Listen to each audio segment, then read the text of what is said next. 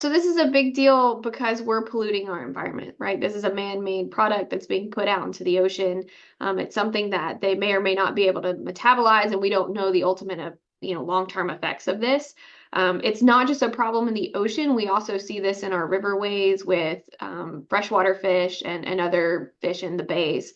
And so ultimately, if someone were to harvest one of these sharks that has cocaine in its system, we could potentially be re-ingesting. So anything a shark is eating is uptake into its muscle tissue.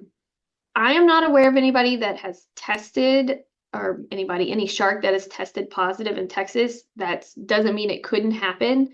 A couple of years ago, they did detect a shark off of Florida that had eaten a brick of cocaine.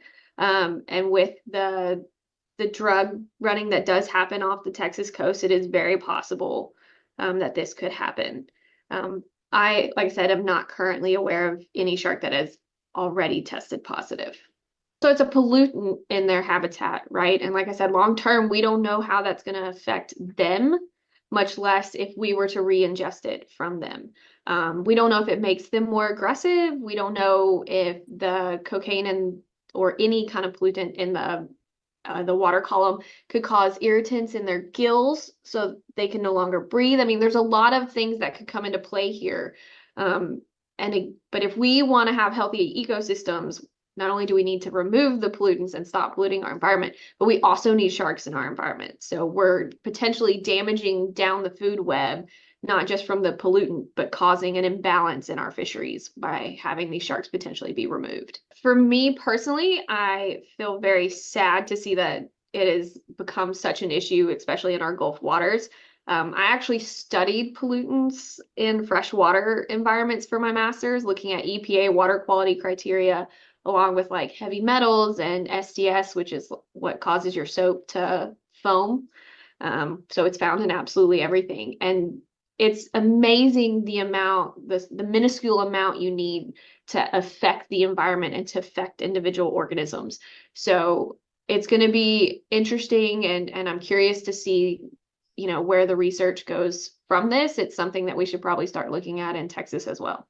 We do a lot of shark research currently, all the way from just what species happen in our waters seasonally to movement patterns to we actually do look at toxicology.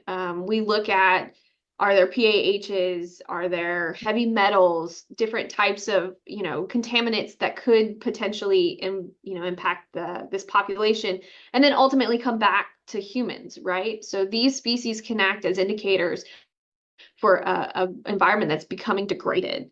And so we are testing for that constantly. Cocaine is not necessarily something on the normal test list. We may need to add it apparently.